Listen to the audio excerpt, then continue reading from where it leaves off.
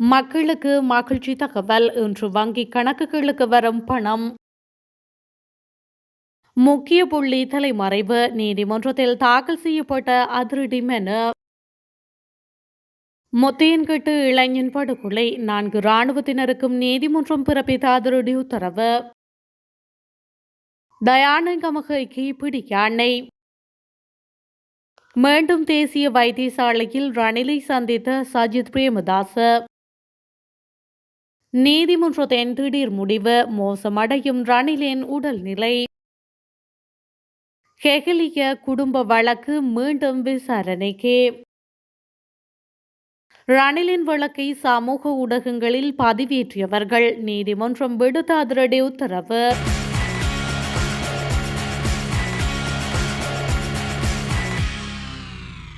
ரணிலின் வழக்கு தொடர்பான நீதிமன்ற நடவடிக்கைகளை சமூக ஊடகங்களில் பதிவேற்றியவர்களை கைது செய்ய உத்தரவு பிறப்பிக்கப்பட்டுள்ளது. நீதிமன்ற நடவடிக்கைகளின் போது கையடக்க தொலைபேசிகளை பயன்படுத்தி காணொலிகள் மற்றும் புகைப்படங்களை எடுத்து சமூக ஊடகங்களில் பரப்பிய நபர்கள் குறித்த விசாரணை நடாத்த கொழும்பு கோட்டை நீதவான் நெலுபுலி லங்காபுர உத்தரவிட்டுள்ளார். இந்த சம்பவம் சமீபத்திய நீதிமன்ற விசாரணையின் போது பதிவாகியுள்ளது. மேலும் நீதித்துறையின் கௌரவம் மற்றும் ஒழுக்கத்திற்கு தீங்கு விளைவிக்கும் செயல்களுக்காக இந்த நபர்கள் மீது நீதிமன்ற அவமதிப்பு குற்றச்சாட்டின் கீழ் விசாரணை தொடங்க உத்தரவிடப்பட்டுள்ளது. நீதிமன்ற உத்தரவுகளின்படி இந்த சட்டவிரோத செயல்களுக்கு பொறுப்பான நபர்களை உடனடியாக கண்டறிந்து அவர்களுக்கு எதிராக சட்ட நடவடிக்கை எடுக்க சம்பந்தப்பட்ட துறைகளுக்கு அறிவுறுத்தப்பட்டுள்ளது.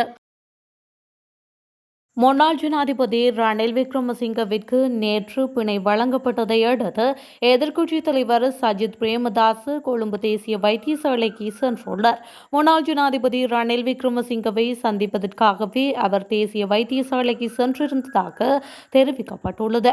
அரசாங்க நிதியை தவறாக பயன்படுத்தியதாக குற்றம் சாட்டப்பட்டு கைது செய்யப்பட்ட ரணில் விக்ரமசிங்க நேற்று கொழும்பு கோட்டை நீதிமன்ற நீதவானின் உத்தரவின்படி பிணையில் செல்ல அனுமதிக்கப்பட்டார்.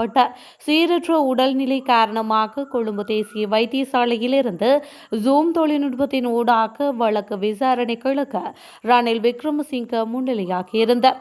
இந்த நிலையில் பிணை வழங்கப்பட்டதை அடுத்து எதிர்க்கட்சித் தலைவர் சஜித் பிரேமதாஸ் ரணிலை சந்திப்பதற்காக வைத்தியசாலைக்கு சென்றுள்ளார்.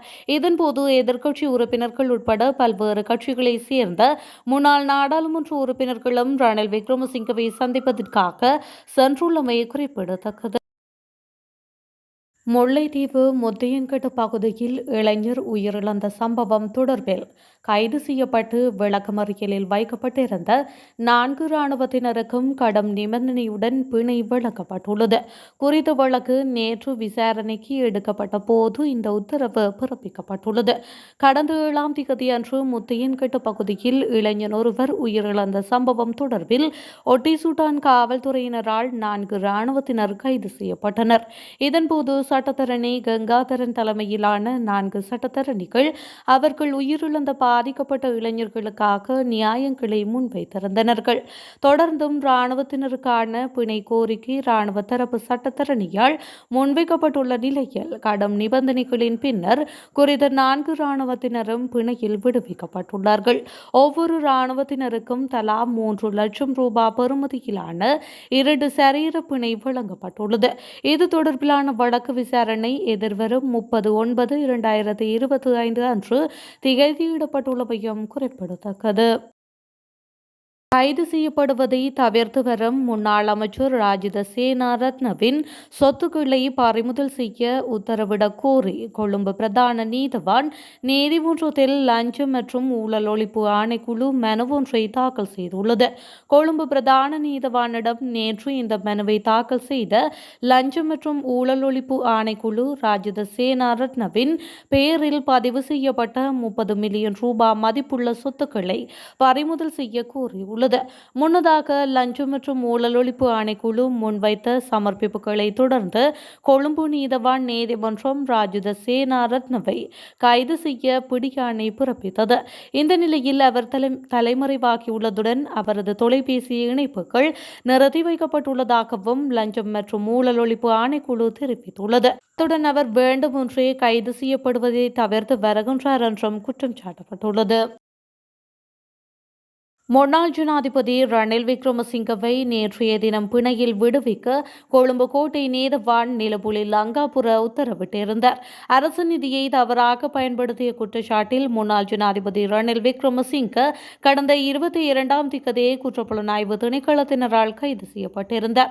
ரணில் விக்ரமசிங்கவை பிரதிநிதித்துவப்படுத்தும் சட்டக்குழு அவருக்கு பிணை பெறுவதற்காக நீதிமன்றத்தில் பல கருத்துக்களை முன்வைத்தனர். மேலும் முன்னாள் ஜனாதிபதி சிறிது காலமாக நாள்பட்ட நோயால் பாதிக்கப்பட்டுள்ளதாகவும் தற்பொழுது இதய திசு இறப்பு மற்றும் நுரையீரல் தொற்றுக்கான அறிகுறிகள் தென்படுவதாகவும் அவரது உயிருக்கு கடுமையான ஆபத்து இருப்பதாகவும் இதனை கருத்தில் கொண்டு அவருக்கு பிணை வழங்குமாறு ஜனாதிபதி சட்டத்தரணி அனுஜ பிரேமரத்ன நீதிமன்றில் தெரிவித்தார். இதன்போது குற்றப்புலனாய்வுத்துறை சார்பில் முன்னிலையான மன்றாடியார் நாயகம் திலீப பீரிஸ் வழங்கிய அறிவுறுத்தலானது ரணிலுக்கு பிணை வழங்கக்கூடிய விசேட சூழ்நிலைகள் எதுவும் இல்லை என்ற வாதத்தை ஏற்படுத்தியது. இதனை அவதானித்த நீதிபதி அனுஜ பிரேமரத்னவின் சமர்ப்பணத்தின்படி ரணில் விக்ரமசிங்கவின் தற்போதைய நிலைமையை கருத்தில் கொண்டு அவரை பிணையில் செல்ல அனுமதிக்கலாம் என்ற உத்தரவை முன்வைத்தார். குடிவரவு மற்றும் குடியகழ்வு சட்டத்தின் கீழ் குற்றச்சாட்டுகளை எதிர்கொண்டுள்ள முன்னாள் ராஜாங்க அமைச்சர் டயானா கமகே விசாரணைக்கு முன்னிலையாக தவறியதால் அவரை கைது செய்யுமாறு கொழும்பு நீதவான் நீதிமன்றம் பிடியாணையை பிறப்பித்துள்ளது. இந்த வழக்கு நேற்று கொழும்பு பிரதான நீதவான் தனுஜா லக்மாலி ஜெயதுங்க முன்னிலையில் அழைக்கப்பட்டது. அப்போது பிரதிவாதி நீதிமன்றத்தில் முன்னிலையாக தவறியதால் பிடியாணை பிறப்பிக்கப்பட்டுள்ளது. பிரதிவாதி டயானா கமகேவின் பிணையாளர்களுக்கு அழைப்பாணை விடுக்கப்பட்டுள்ளமை குறிப்பிடத்தக்கது. சந்தேகத்திற்கிடமான வங்கிக் கணக்குகளை வைத்திருந்ததன் மூலம் பண மோசடி சட்டத்தின் கீழ் குற்றம் செய்ததாக முன்னாள் அமைச்சர் கெகிலிய ரம்புக்வெல்ல அவரது மனைவி மற்றும் பிள்ளைகள் மற்றும் 6 குடும்ப உறுப்பினர்களுக்கு எதிராக லஞ்ச ஊழல் ஆணைக்குழு தாக்கல் செய்த மனுவை செப்டம்பர் 9ஆம் தேதி மீண்டும் விசாரணைக்கு எடுத்துக்கொள்ள கொழும்பு தலைமை நீதவான் அசங்க எஸ் போதரகம நேற்று உத்தரவிட்டார். நேற்று குறித்த மனு விசாரணைக்கு வந்தபோது முன்னாள் அமைச்சர் கெகிலியூர் ரம்புகவெல்ல அவரது மனைவி குசுமே பாபிகின மகள்கள் சந்துலா ரமாளி ரம்புக்வெல்ல சாமுத்ரி ஜனனிகா ரம்புக்வெல்ல அமலி நயனிகா ரம்புக்வெல்ல மற்றும் மருமகள் இசுரு புலஸ்தி ஆகியோர் நீதிமன்றத்தில் முன்னிலையாகினர். 2023ஆம் ஆண்டின் 9ஆம் இலக்க ஊழல் தடுப்பு சட்டம் மற்றும் பண மோசடி சட்டத்தின் பிரிவுகள் 4 மற்றும் 3 கீழ் தண்டனைக்குரிய குற்றத்தை செய்த சந்தேக நபர்களுக்கு எதிராக உயர் நீதிமன்றத்தில் குற்றப்பத்திரிகைகள் தாக்கல் செய்யப்பட்டுள்ளன. முன்வைக்கப்பட்ட உண்மைகளை கருத்தில் கொண்டு தலைமை நீதவான் மனுவை நீதவான் நீதிமன்றத்திற்கு மாற்ற வேண்டுமா என்பது குறித்த ஆதாரங்கள் செப்டம்பர் 9ஆம் தேதி நீதிமன்றத்தில் சமர்ப்பிக்குமாறு லஞ்ச ஒழிப்பு ஆணையத்திற்கு உத்தரவிட்டு விசாரணைகளை அதுவரை ஒத்திவைத்துள்ளமையும் குறிப்பிடத்தக்கது. அஸ்விசும பயனாளிகளின் கொடுப்பனவு குறித்து நலன்புரி நன்மைகள் சபை அறிவிப்பொன்றை வெளியிட்டுள்ளது. அஸ்விசும பயனாளிகளுக்கான ஆகஸ்ட் மாத தவணைக்கான பணம் இன்று அவர்களது வங்கிக் கணக்குகளில் வைப்பு செய்யப்படும் என தெரிவிக்கப்பட்டுள்ளது. நலன்புரி நன்மைகள் சபை வெளியிட்டுள்ள அறிவிப்பில் குறித்த விடயம் தெரிவிக்கப்பட்டுள்ளது. அஸ்விசும நன்மைகளை பெறும் குடும்பங்களின் 70 வயதிற்கு மேற்பட்ட முதியோருக்கான கொடுப்பனவு வங்கிக் கணக்குகளில் இன்று வைப்பிலிடப்படும் என தெரிவிக்கப்பட்டுள்ளது.